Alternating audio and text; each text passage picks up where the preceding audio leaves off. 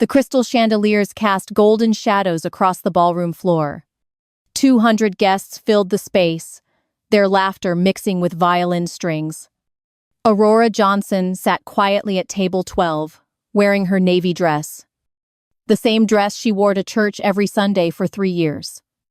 Her silver hair was pinned back with a simple barrette from CVS. Around her neck hung a thin gold chain, tarnished but treasured. She watched her only son, Marcus, dance with his bride, Vanessa. 30 years old and still her baby, spinning in his rented tuxedo.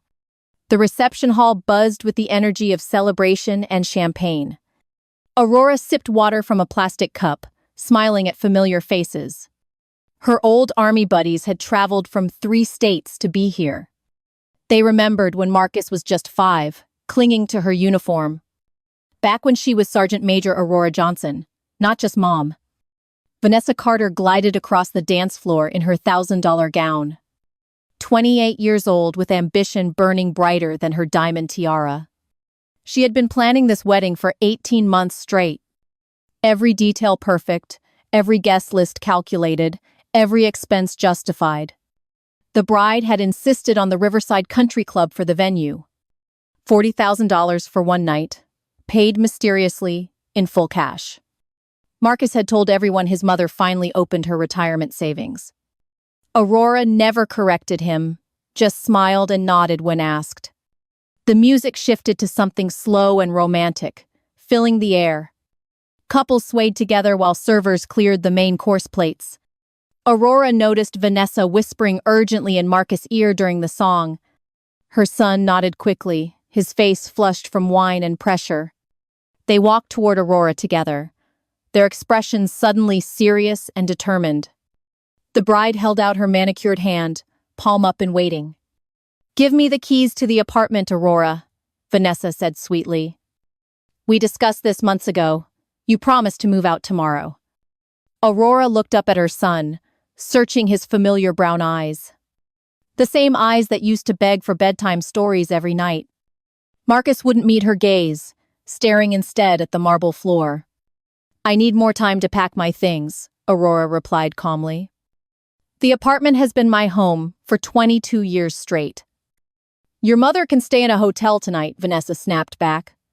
"We start our honeymoon in Paris tomorrow morning at 10 sharp. I want to come home to my new place, not hers." Aurora felt the familiar ache in her chest, the weight of disappointment. For months, Vanessa had been pushing, demanding, manipulating every conversation. "The flower shop job was embarrassing," she said to neighbors constantly. "Why does your mother drive that beat-up Honda Civic everywhere? She dresses like she shops at yard sales every weekend. People will think our family has no money or class whatsoever." Marcus had started echoing these words, slowly but surely changing. The loving son became distant, critical, almost like a stranger. Aurora had watched her boy transform into Vanessa's duplicitous puppet. Still, she had remained quiet, hoping love would eventually win. But standing here tonight, she realized silence had been her mistake. "I said, give me the keys," Vanessa repeated, her voice rising. The nearby tables started turning their heads toward the commotion building. Aurora looked at her son one final time, pleading silently. Marcus shifted uncomfortably but said nothing in her defense at all. So Aurora straightened her shoulders and shook her head firmly, "No. The apartment stays mine until I decide to leave it voluntarily." Vanessa's face twisted with rage at being defied so publicly. Her carefully applied makeup couldn't hide the fury burning underneath her mask. "You selfish old woman," she hissed through perfectly white teeth. "How dare you ruin our special day with your stubbornness?" The ballroom seemed to pause, sensing the tension crackling between them. Even the violinists noticed something wrong and softened their playing slightly. Aurora remained seated, her weathered hands folded peacefully in her lap. 68 years of life had taught her when to stand ground. 25 years in the army had taught her about real battles. This spoiled girl knew nothing about true strength or sacrifice made. Vanessa raised her hand high above her head like a weapon. The diamond bracelet caught the chandelier light as it moved downward. Her palm connected with Aurora's cheek in a sharp, echoing crack. 200 guests gasped in collective shock and disbelief at once. The violin music stopped completely, leaving only stunned silence hanging heavy. Aurora felt the sting spread across her face like fire itself.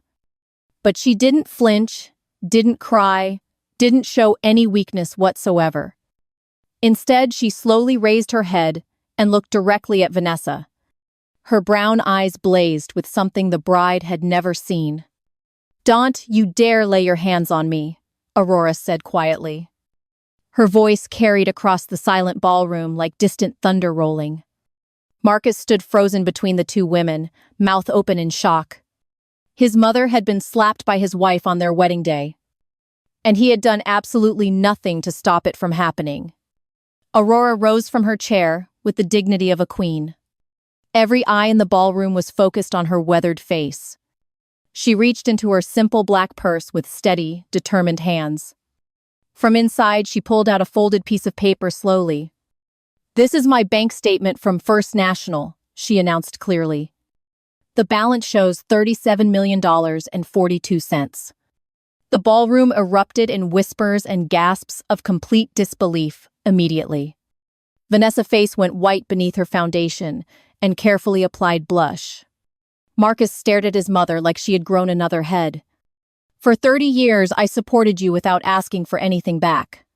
College tuition at Northwestern University, paid in full each semester silently.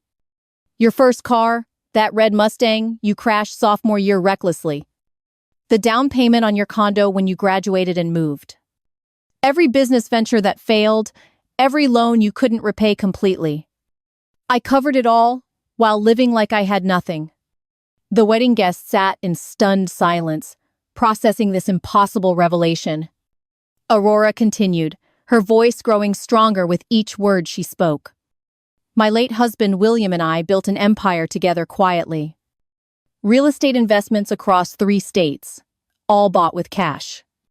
Stock portfolios that grew steadily for 40 years of careful planning. We lived simply so our money could work harder. But now I see what kind of man you became." The music had stopped completely, leaving only Aurora's voice echoing. She looked directly at Vanessa, who was backing away slowly. "You called me an embarrassment because I work with flowers. Said I dress like trash and drive an old car. Convinced my son to put me in a nursing home. Well, congratulations, you just lost $37 million forever." Aurora turned and walked toward the ballroom exit with perfect dignity. Her simple navy dress suddenly looked regal under the golden lights. Behind her, chaos erupted as the wedding guests began talking frantically. Vanessa collapsed into a chair, her perfect wedding dress wrinkled now. Marcus called after his mother, but she didn't turn around. The last image showed Aurora silhouetted against the doorway light. Her shoulders straight, her head held high despite everything that happened. The woman who had been invisible was finally, truly seen. 6 months before the wedding, Aurora woke at 5:30 sharp. The same time she had awakened for 40 years of military service. Her small alarm clock sat on a nightstand from the Salvation Army. The apartment was quiet, except for pigeons cooing on the fire escape. She made coffee in a $10 pot from the corner bodega. Black coffee, no sugar, the way soldiers learned to drink it. Outside her window, Brooklyn was already stirring with morning energy and life. Delivery trucks rumbled down Atlantic Avenue carrying fresh bread and newspapers. Aurora dressed in her usual uniform of thrift store clothes and dignity. A cardigan sweater with tiny holes near the left elbow pocket. Blue jeans she had owned for 7 years. Faded but clean. Sneakers from Payless that had walked thousands of miles already traveled. She grabbed her keys to the beat-up Toyota Corolla outside. 15 years old with rust spots and a stubborn engine. But it started every morning and got her where needed to go. The drive to Petals and Stems took 20 minutes through traffic. Aurora waved at Mrs. Chen, sweeping her storefront every single morning. She honked gently at old Mr. Rodriguez walking his ancient terrier. These small rituals made her feel connected to something real and authentic. The flower shop sat squeezed between a laundromat and pizza place. Bright yellow awning with hand-painted letters, spelling out the name clearly. Aurora had worked there part-time for 3 years without complaint. The owner, Mrs. Goldstein, treated her like family instead of employee. Inside, 17-year-old Tyler was arranging roses with clumsy fingers.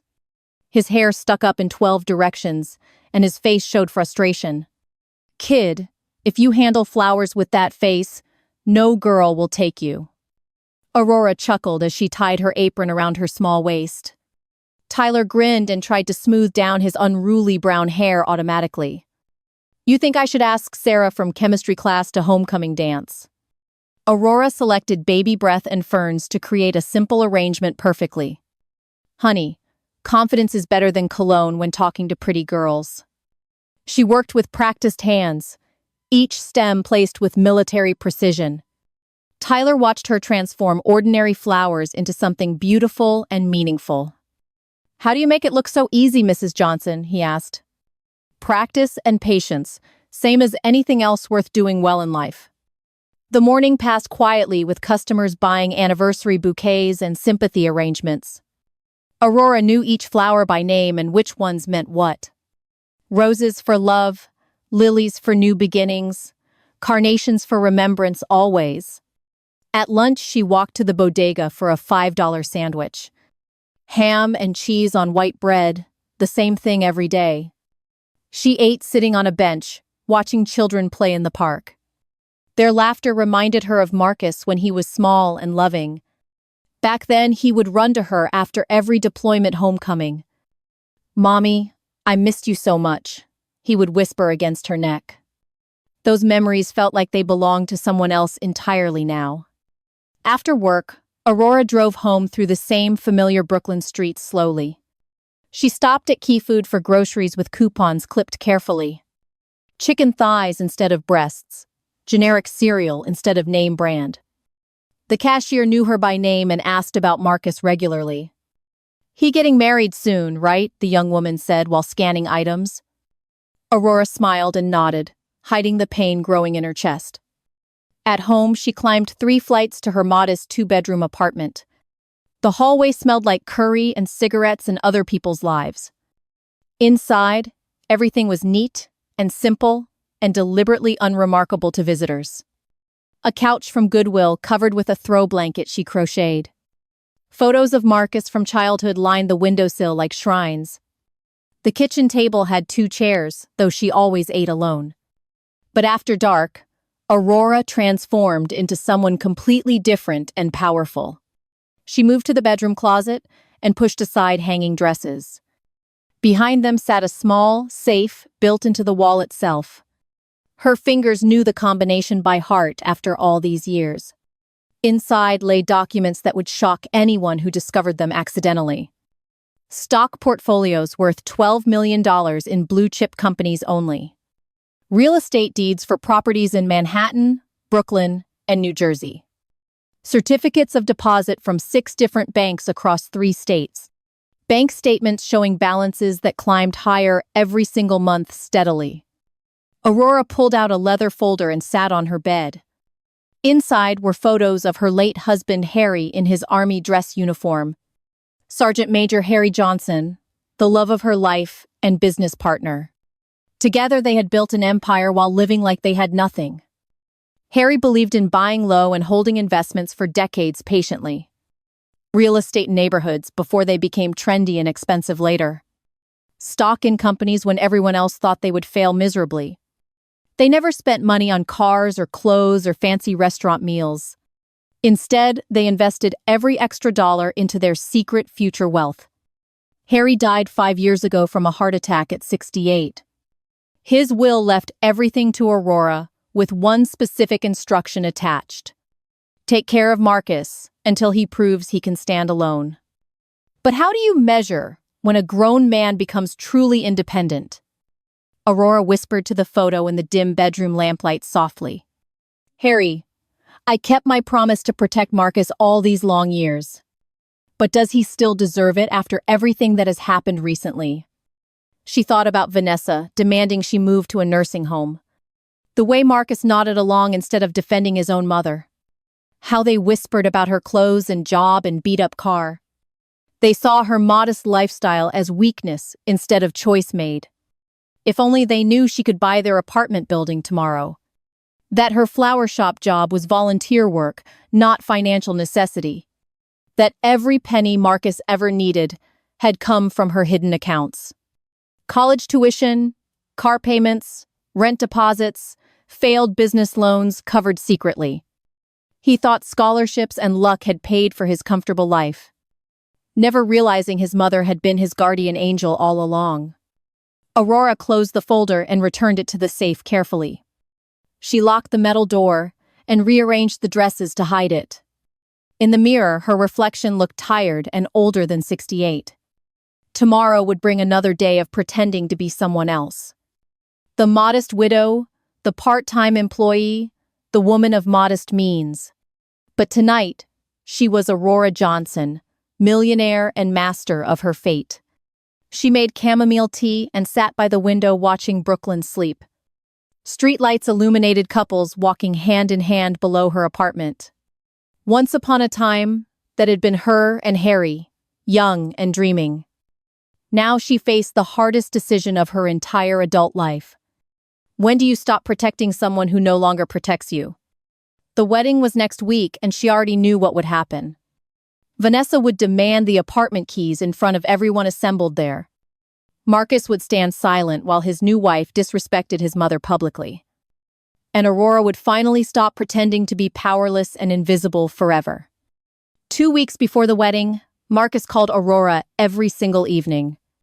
Not to check on her health or share loving conversation anymore. Instead, he delivered Vanessa carefully rehearsed demands with practiced precision daily. His voice had changed from warm to mechanical over recent months. Gone was the son who used to laugh at her terrible jokes. In his place stood a stranger reading from someone else's script. "Mom, we need to discuss your living situation again tonight, seriously." Aurora gripped the phone tighter and sat down on her couch. Through the window, she could see children playing in the courtyard below.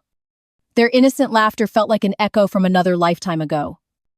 "What exactly do you want to discuss, Marcus?" she asked quietly. "Your apartment is way too big for just one old person." The words hit Aurora like a slap across her weathered face. Old person, not mother, not the woman who raised him alone. "Vanessa thinks you would be happier in a smaller place somewhere." Aurora closed her eyes and remembered 5-year-old Marcus crying. "Mommy, don't go back to the scary place," he had begged. She had held him all night before her deployment to Afghanistan. That little boy had promised to always love her no matter what. "Where exactly do you think I should live then?" Aurora asked. "There are nice senior communities with activities and medical staff available." Her heart broke a little more with each calculated word spoken. Marcus was suggesting she move to a nursing home essentially. At 68, with perfect health and a sharp mind still. The conversation felt scripted, like he was reading talking points carefully. She could almost hear Vanessa coaching him in the background somewhere. "I am not ready for assisted living, Marcus," Aurora said firmly.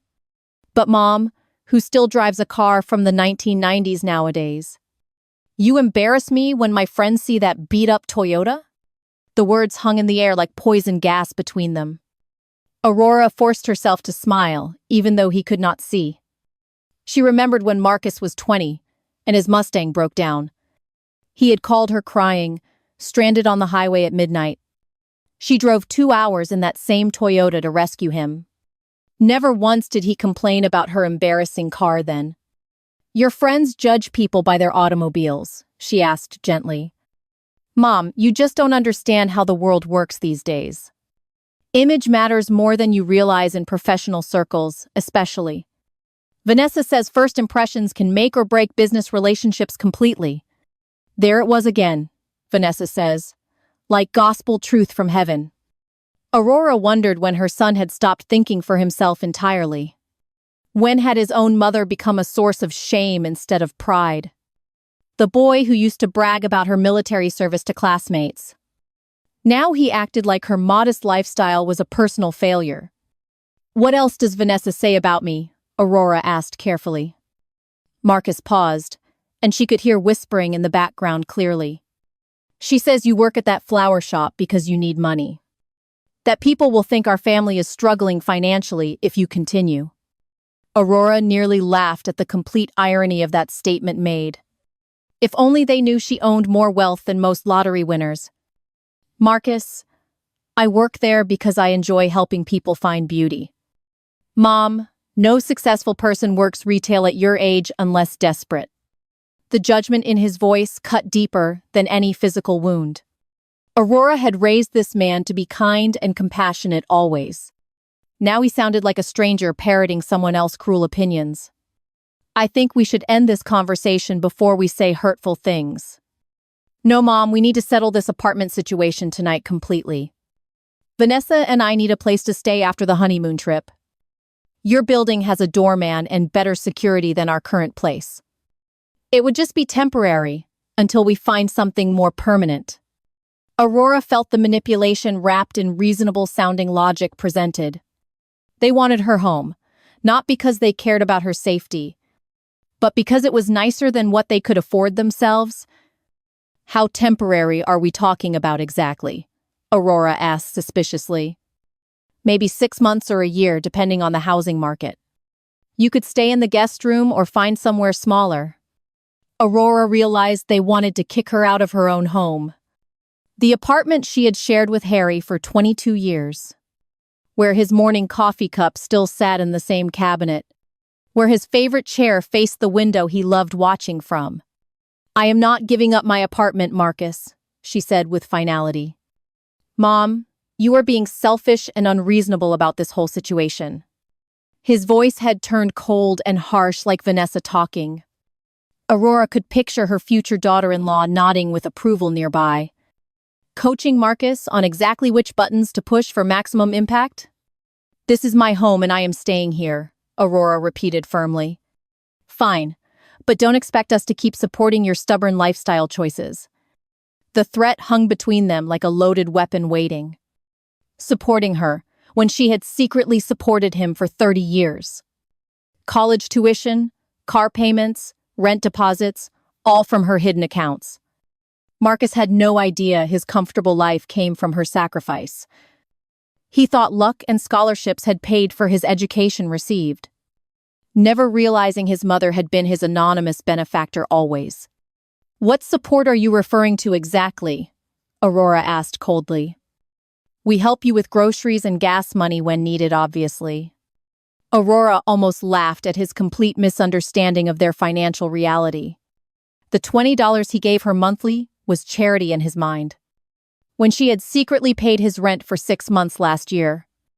His business venture had failed and he never knew who saved him. "I think I can manage my own groceries, Marcus," Aurora said quietly. "Mom, why are you being so difficult about everything lately?" asked. His voice carried genuine confusion mixed with programmed frustration clearly heard.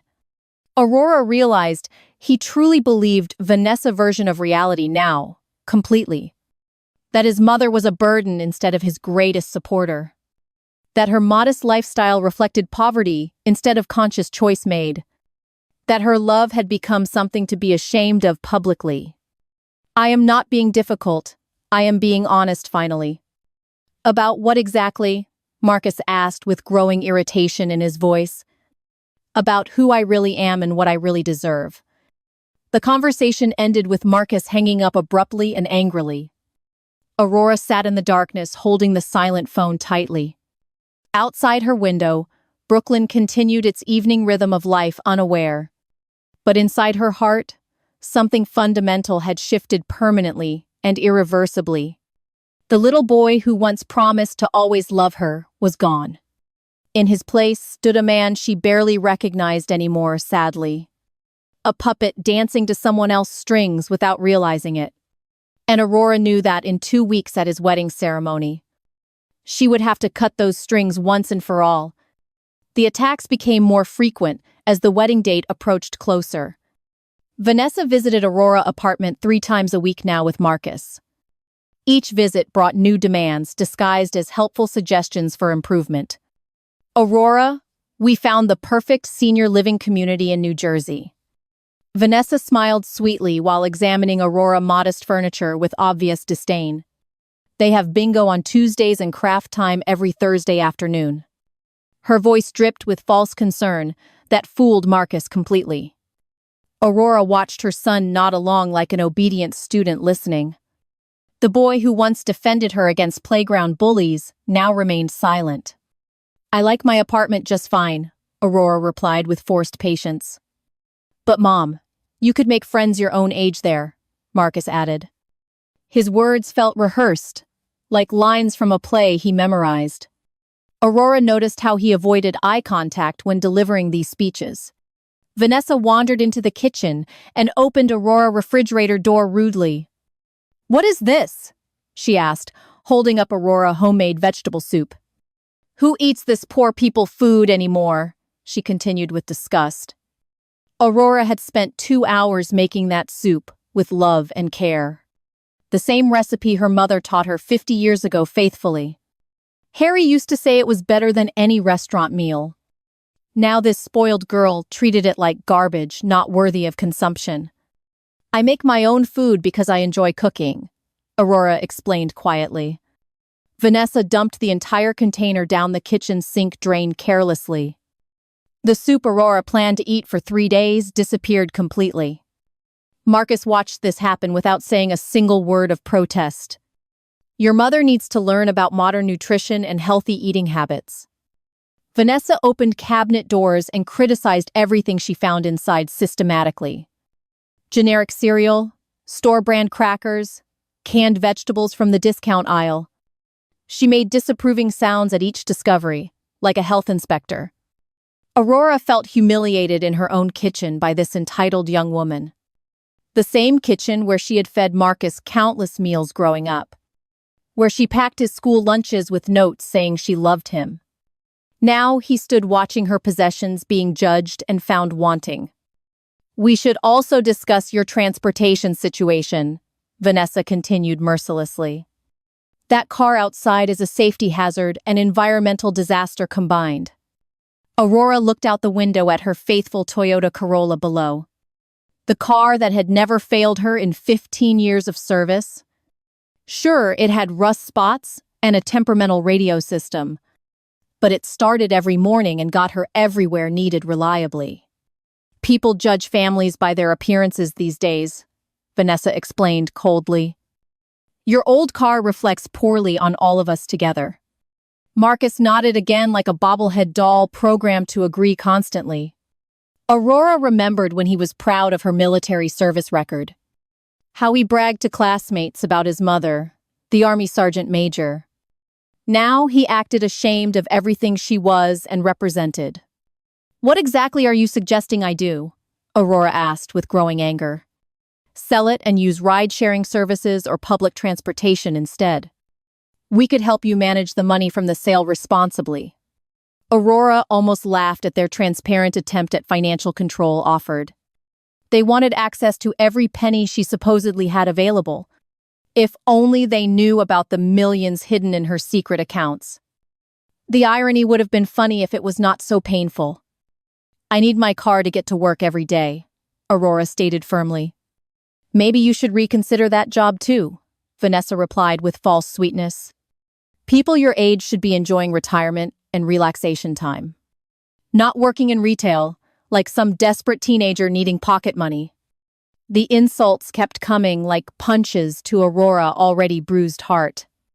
Her flower shop job brought her joy and purpose every single day. Helping customers celebrate love and comfort, grief felt meaningful and important. But Vanessa saw only embarrassment and evidence of financial failure. Marcus, tell your mother she deserves better than manual labor work.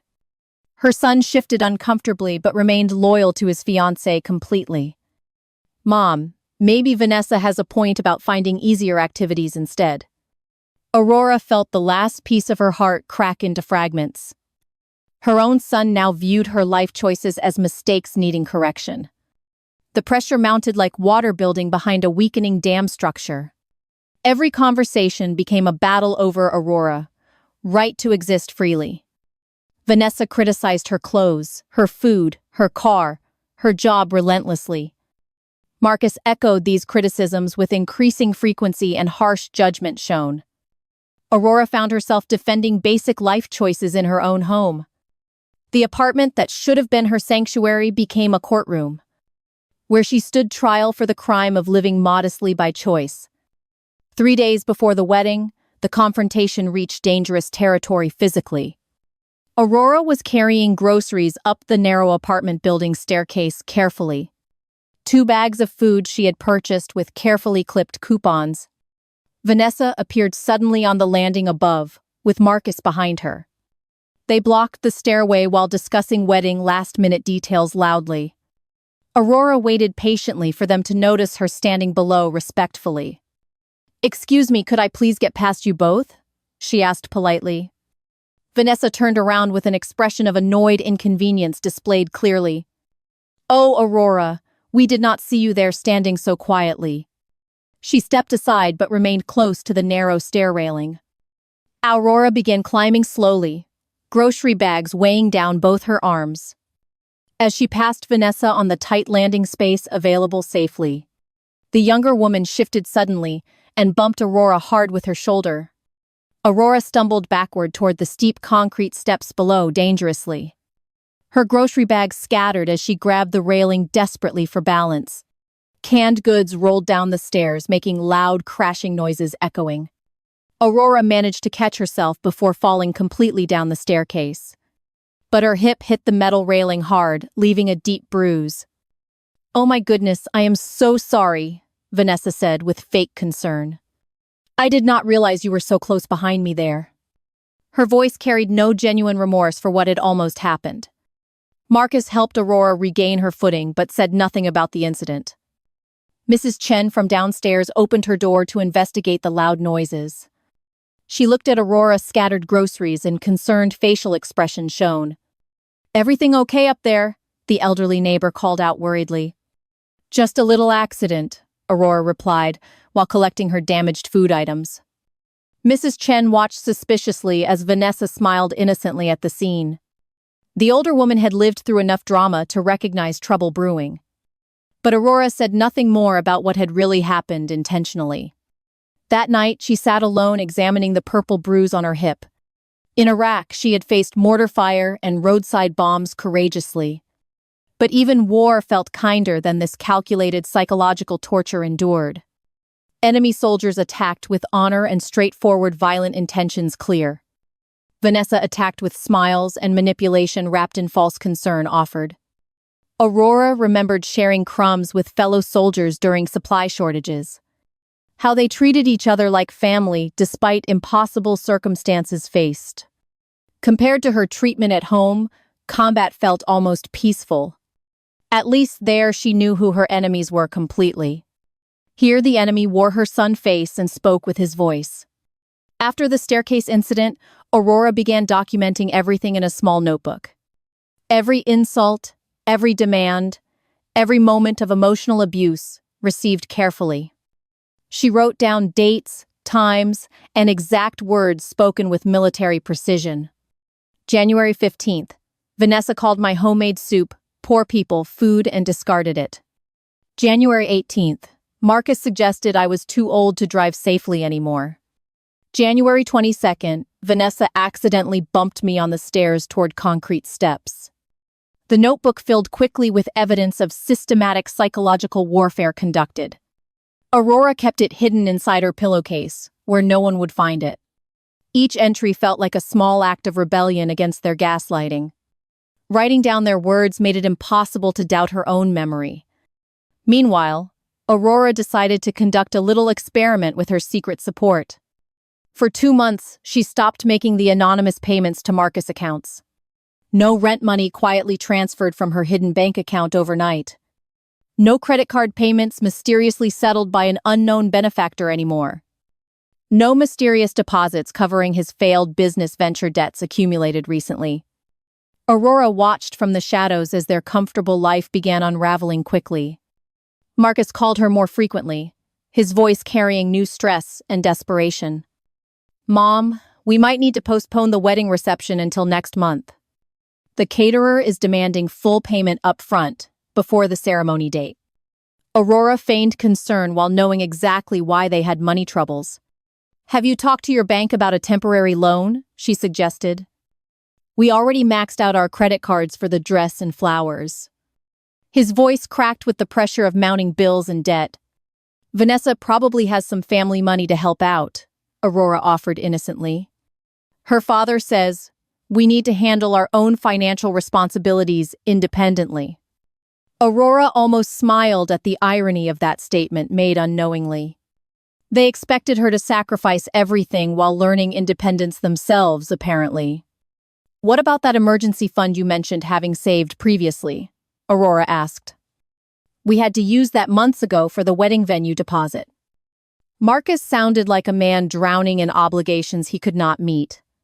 Aurora felt a mixture of sympathy and satisfaction at his predicament. This was what happened when someone lived beyond their actual means. She had been their secret safety net for years without recognition. Now they faced reality without understanding why everything was falling apart. 2 weeks later, Vanessa called Aurora directly for the first time. Her usual sweet facade had been replaced with barely controlled panic.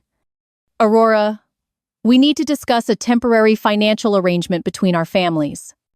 The wedding costs have exceeded our budget by several $1,000s, unfortunately." Aurora gripped the phone tighter, sensing the desperation behind those words. "What kind of arrangement are you thinking about exactly?" she asked carefully. "A small loan that we could pay back over 6 months. Maybe $5,000 to cover the remaining vendor payments needed." Aurora knew they would never be able to repay that amount.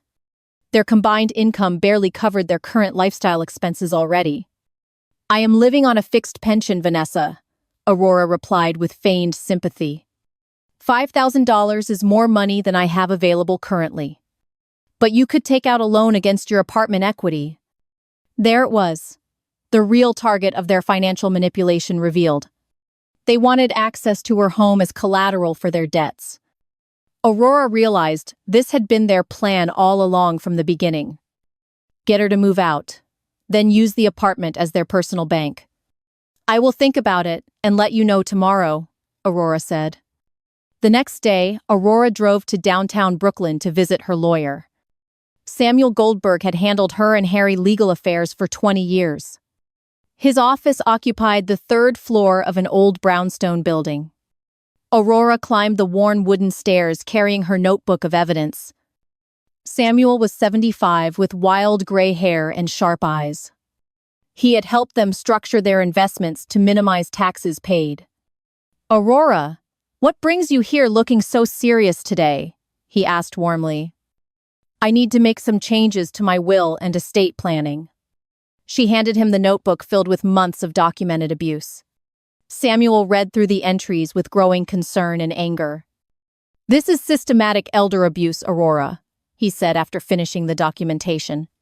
"Your son and his fiancée are manipulating you for financial gain clearly." "I know," Aurora replied quietly, "but I needed proof before taking action." Samuel leaned back in his leather chair and studied her weathered face. "Aurora, you fought on battlefields overseas for years, courageously and bravely. Now it is time to fight for yourself right here at home. What exactly do you want me to change in your legal documents?" "I want Marcus completely removed as my beneficiary effective immediately today." Samuel nodded and pulled out the necessary forms from his filing cabinet. "Who would you like to designate as your new primary beneficiary instead?" "The Brooklyn Veterans Hospital and the National Elder Abuse Prevention Foundation equally." Aurora had researched both organizations extensively before making this difficult decision. After signing the new will, Aurora felt lighter than she had in months. The drive home took her past the corner market she shopped at. She stopped to buy groceries with her usual collection of clipped coupons. Aurora bargained with Mr. Patel over the price of day-old bread. 50 cents off because it is getting hard around the edges. Mr. Patel smiled and agreed to her negotiation as always happened. Aurora paid for her groceries with exact change counted carefully from her purse. As she loaded bags into her Toyota, her phone rang loudly. "Ms. Johnson, this is Jennifer from First National Bank calling you. We need to discuss the quarterly report on your investment portfolio performance. Your accounts have grown by $2.3 million this quarter alone." Aurora looked around the parking lot to make sure nobody could hear. "That is wonderful news," she whispered into the phone quietly. "Should we schedule a meeting to discuss rebalancing your holdings appropriately?" Aurora agreed to meet next week while standing beside her rusty car. After hanging up, she chuckled at the complete absurdity of her situation. "If folks knew I was rich, they would cast me as Oprah with wrinkles." She drove home thinking about the wedding now, just days away. Her plan was set, her evidence documented, her new will signed officially. Marcus and Vanessa had no idea what was coming their way soon. They thought they were manipulating a helpless old woman successfully. Instead, they had awakened a sleeping giant with military training and strategic planning. Aurora had survived 3 combat deployments and 25 years in uniform. A spoiled girl and her puppet boyfriend were no match for her. The wedding would be their final performance as her tormentors. After that, Aurora Johnson would reclaim her life and dignity permanently. Aurora woke at dawn on the day that would change everything forever. Her hands trembled slightly as she made her morning coffee quietly. Not from fear, but from the adrenaline of a soldier preparing for battle. Today, she would stop pretending to be powerless and reveal the truth. She dressed carefully in her navy blue dress with deliberate precision. The same modest outfit that had become a symbol of her supposed poverty. But today, it would transform into armor for the fight ahead. In her small black purse, she placed a sealed envelope carefully. Inside were copies of bank statements, investment portfolios, and property deeds. Evidence that would shatter every assumption about who Aurora Johnson really was. She also tucked in the notebook filled with months of documented abuse. Every insult, every manipulation, every cruel word recorded with dates and times. Aurora looked at herself in the mirror one final time before leaving. Her reflection showed a woman ready to reclaim her dignity and power. The drive to the Riverside Country Club took 30 minutes through traffic. Aurora parked her beat-up Toyota among the luxury cars already assembled. BMW sedans, Mercedes SUVs, and sleek Audis filled the elegant parking spaces. Her rusty Corolla looked out of place among such expensive automobiles displayed. Soon, everyone would understand that appearances could be deeply deceiving always. Inside the venue, wedding preparations buzzed with frantic last-minute energy. Florists arranged white roses and baby breath in crystal vases everywhere. The same flowers Aurora had worked with for 3 years at the shop. She recognized the quality and knew this display cost thousands of dollars. Money that had secretly come from her own hidden accounts unknowingly. Guests began arriving in designer dresses and expensive tailored suits perfectly. Aurora recognized some faces from Marcus' childhood and college years fondly. Teachers who had praised his intelligence, coaches who had mentored his growth, friends who remembered when he was kind and loving toward his mother. They smiled and hugged Aurora warmly, treating her with genuine respect shown. If only they knew what their golden boy had become recently. How he had transformed from protector into puppet for his manipulative bride. The ceremony itself passed in a blur of traditional vows and tears. Marcus looked handsome in his rented tuxedo standing at the altar. Vanessa glowed in her designer wedding gown that cost more than most cars. Aurora watched from the third row, her heart breaking for lost innocence. She remembered the little boy who used to practice wedding ceremonies with dolls, promising he would marry someone who loved his mommy too someday. Now he was binding himself to someone who despised everything about her. After the ceremony, guests moved to the reception hall for dinner and dancing. Crystal chandeliers cast romantic light over tables covered in white silk. A jazz quartet played softly, while servers poured champagne into delicate glasses. Aurora sat at her assigned table, feeling like an outsider watching strangers. The woman next to her made polite conversation about the beautiful venue. She complimented the flowers, the music, and the obvious love between couples. If only she knew the truth about how this fairy tale was financed.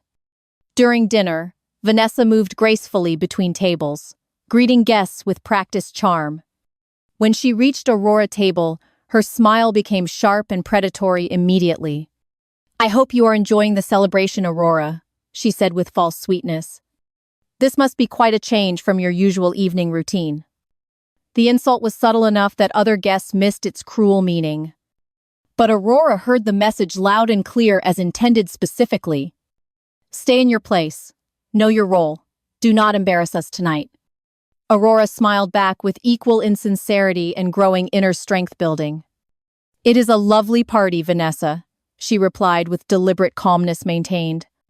"I am sure it cost a fortune to create such elegance." Vanessa's eyes flickered with momentary concern at the mention of money. Aurora knew they were drowning in debt from this extravagant display shown. Credit cards maxed out, loans overdue, vendors demanding immediate payment received.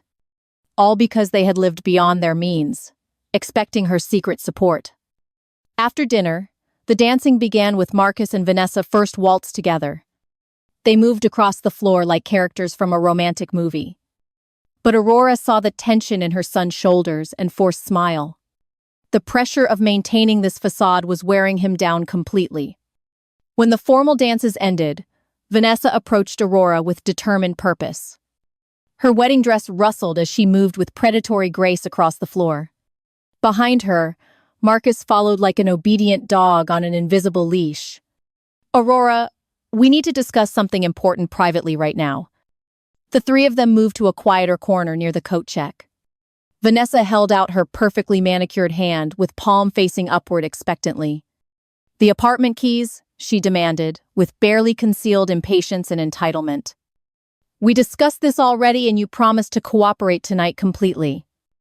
Aurora looked at her son, hoping to see some trace of her boy. Instead, she found a stranger who avoided eye contact with obvious guilt. "Marcus, is this really what you want from me?" Aurora asked quietly. "Just give her the keys, Mom," he replied without looking up. His voice sounded hollow and defeated, like a recording playing automatically. Aurora felt the final thread of hope snap inside her chest. The boy she had raised and sacrificed everything for was truly gone. In his place stood a weak man controlled by his ambitious wife. "I am not giving you my keys tonight or any other night."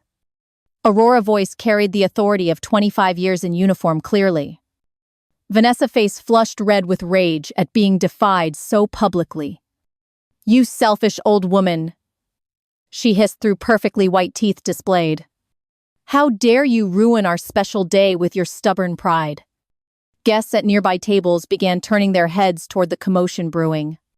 The jazz quartet continued playing, but the tension was becoming noticeable to all. "Stay quiet and do not embarrass us any further tonight," Vanessa commanded harshly. Aurora looked directly into those cold blue eyes without flinching once. "Honey, I survived mortar fire in 3 different combat zones overseas. Your voice will not break me no matter how loud you scream." The words hit Vanessa like a slap across her perfectly made-up face. She had never encountered someone who refused to be intimidated completely. Her whole life had been spent manipulating people through fear and guilt. But Aurora was a veteran warrior who had faced real enemies before. Vanessa raised her hand high above her head like a weapon. The diamond bracelet caught the chandelier light as it moved downward quickly. Her palm connected with Aurora's cheek in a sharp, echoing crack heard. 200 guests gasped in collective shock and complete disbelief immediately. The jazz music stopped abruptly, leaving only stunned silence hanging heavy. Aurora felt the familiar sting spread across her weathered face like fire. But this time she did not absorb the abuse quietly and meekly. Instead, she slowly raised her head with blazing eyes focused intensely. "Do not you dare lay your hands on me," she said clearly. Then Aurora reached into her purse and pulled out the sealed envelope. Her moment of truth had finally arrived after months of patient planning. 6 months after the wedding that changed everything, Aurora sat in her apartment. The same space that had once felt like a prison now buzzed with purpose. Her dining room table was covered with letters, emails, and printed articles. Responses to her blog that had touched hearts across the entire nation. Aurora had started writing 3 months after the disastrous wedding ceremony. Stand Tall, Never Silent became her platform for sharing truth and hope. What began as personal therapy transformed into a movement for change nationwide. Her first post simply told the story of that terrible wedding day. How a 68-year-old woman finally stopped accepting emotional abuse. Within a week, the blog had received 50,000 views and comments. Women from every state shared their own stories of mistreatment and manipulation.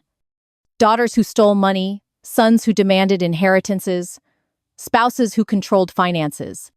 Aurora realized she was not alone in her experience of family betrayal. Elder abuse happened in every community, every social class, every family structure. But most victims suffered in silence, ashamed and afraid to speak out. Aurora's determination to change that culture of secrecy grew stronger daily. Her blog posts appeared every Tuesday and Friday morning without fail. She wrote about recognizing manipulation, setting boundaries, and finding inner strength again. Each article included practical advice for protecting assets and seeking help. Aurora also shared resources for legal aid, counseling services, and support groups. The response overwhelmed her laptop, with messages of gratitude and inspiration received. Dorothy from Ohio wrote about her son demanding her Social Security checks. Margaret from Texas described a daughter who maxed out credit cards secretly. Robert from Florida told how his wife tried forcing him into care. Aurora responded to every single message with compassion and detailed guidance offered. She stayed up late typing replies by the soft glow of lamplight. Each person deserved to know they mattered, and their story was important. The blog grew from hundreds to thousands to tens of thousands of readers. Local news stations picked up Aurora's story and requested television interviews. She appeared on morning shows wearing her simple clothes with quiet dignity. Reporters expected a bitter woman seeking revenge against her ungrateful family members. Instead, they found a peaceful warrior advocating for vulnerable elderly people everywhere. Aurora refused to badmouth Marcus or Vanessa during any interview given. She focused on education, prevention, and empowering others to protect themselves completely. The message resonated with viewers who recognized similar patterns in their lives. Elder abuse organizations invited Aurora to speak at conferences and workshops. She traveled to different cities, sharing her expertise and hard-won wisdom. Always she emphasized that victims should not feel ashamed or responsible somehow. Abusers chose their behavior regardless of how perfect their victims tried being. Back home in Brooklyn, Aurora's life had transformed in wonderful, unexpected ways. Mrs. Chen now visited every Thursday for tea and homemade cookies together. Mr. Rodriguez brought his terrier for walks in the building courtyard regularly. Young Tyler from the flower shop stopped by twice a week. He helped Aurora with her computer and taught her social media basics. In return, she tutored him in confidence and proper flower arrangement techniques. The apartment that once echoed with loneliness now filled with laughter. Aurora hosted weekly dinners for neighbors who had become chosen family members. She cooked the same simple meals that Vanessa had once mocked cruelly. But now they were shared with people who appreciated love over luxury. Mrs. Goldstein from the flower shop often joined these gatherings happily. She brought stories from the shop and praised Aurora's growing blog success. The 70-year-old business owner had become Aurora's closest friend. Together, they planned community workshops on financial safety for elderly residents. One evening, Tyler arrived with an enormous bouquet of spring flowers arranged. He had practiced for weeks to create something worthy of his mentor. "Miss Aurora, if I were older, I would definitely marry you someday." His teenage earnestness made Aurora laugh until tears ran down her cheeks. "Sweetheart, the only thing I marry now is my freedom and independence." She hugged the boy, who reminded her of Marcus before everything changed. Tyler represented hope that young people could still value kindness and respect. Aurora blog reached its 6-month anniversary with overwhelming celebration and support. 100,000 subscribers from around the world read her words regularly. Mental health professionals shared her articles with clients facing similar situations. Social workers recommended her resources to families dealing with elder abuse. Aurora had accidentally become a voice for the voiceless and forgotten elderly. The irony was not lost on her during quiet moments of reflection. She had spent years hiding her wealth to protect her ungrateful son. Now she shared her wisdom freely to protect complete strangers instead. Marcus had tried calling twice since the wedding day disaster occurred. Aurora let both calls go to voicemail but never returned them yet. She was not ready to forgive or forget the betrayal experienced publicly. Perhaps someday they could rebuild their relationship on honest foundations built. But that day remained far in the future, if it came at all. For now, Aurora focused on the family she had chosen around her. Neighbors who valued her presence, readers who appreciated her honesty, friends who celebrated. Her simple apartment had become headquarters for a national movement growing stronger. The dining room table where she once ate alone now hosted strategy sessions. Planning workshops, organizing speaking events, coordinating with other advocacy groups nationwide. Aurora discovered that her true calling had nothing to do with motherhood. Instead, she was meant to be a protector of those who needed defending. Her military training had prepared her for this civilian battle perfectly. The war against elder abuse required the same skills as overseas combat: strategy, persistence, courage, and an unwillingness to surrender ground gained. Every evening, Aurora sat at her computer responding to new messages. Each story broke her heart and strengthened her resolve, simultaneously experienced. She was no longer just Aurora Johnson, the widow from Brooklyn. She had become a symbol of hope for millions of forgotten elderly. Proof that it was never too late to stand up for yourself. That dignity could not be stolen unless you willingly surrendered it completely. That even at 68, a new chapter could begin with courage. Aurora looked out her window at the Brooklyn streets below her apartment. The same view that once felt like watching life pass by sadly. Now it represented endless possibilities and purposes yet to be discovered. She had finally learned the most important lesson of her entire life. True wealth was not measured in dollars hidden in secret accounts. It was measured in the lives you touched and changed for better. Aurora Johnson was finally, truly rich, in every way that mattered most. 1 year after the wedding that shattered everything, Aurora found perfect peace. She sat by her apartment window watching golden sunset light paint Brooklyn. The same view that once represented loneliness now filled her with contentment. In her lap rested a letter from the National Elder Abuse Foundation. They wanted to honor her with a Lifetime Achievement Award for advocacy. Aurora smiled, thinking about how far she had traveled from that terrible day. From invisible victim to national spokesperson for the forgotten and mistreated elderly. Her reflection in the window glass showed a woman transformed by purpose. The same lined face but eyes that sparkled with renewed life and dignity. On the windowsill sat a framed photo of her late husband Harry. His army dress uniform crisp, his smile warm and encouraging as always. Aurora traced his face with her finger and whispered to his memory. "Harry, I finally did right by both of us after all these years. No one will ever belittle us or our choices again, my love. We built something beautiful together, and I protected it with honor." The apartment had become a sanctuary filled with meaningful relationships and purpose. Letters from blog readers covered every surface, like colorful autumn leaves. Thank you notes from women who had found courage to leave abusive families. Success stories from elderly people who had reclaimed their financial independence completely. Photos from support groups that had formed because of her advocacy work. Aurora had touched thousands of lives simply by refusing to stay silent. Her phone rang softly, interrupting the peaceful evening reflection time enjoyed.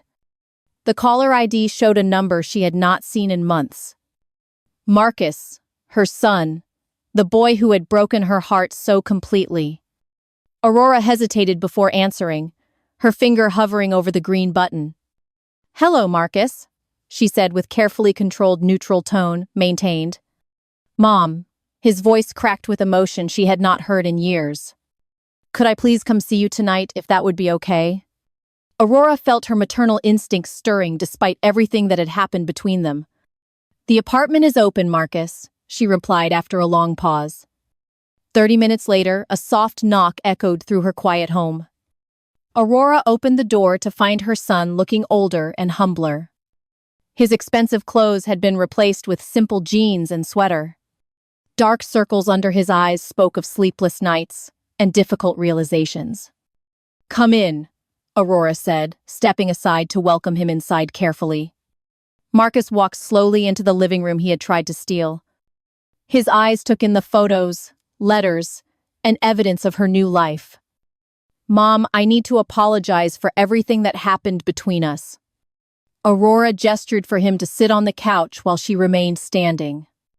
"I was completely wrong about who you are and what you deserved. Vanessa opened my eyes to things I should have seen myself years ago." Aurora raised an eyebrow at the mention of his former wife. Marcus noticed her expression and shook his head with bitter laughter. "She left me 3 weeks after the wedding disaster at the reception.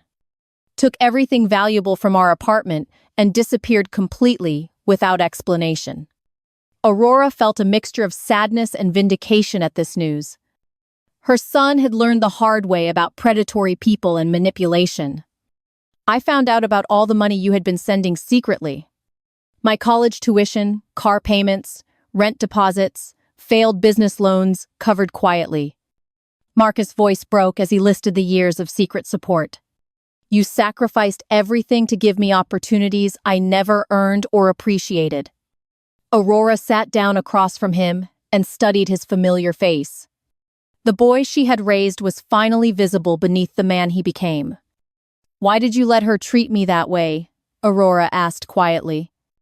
"I was scared of losing her and thought you would always forgive me." Marcus hung his head in shame at his honest but painful admission.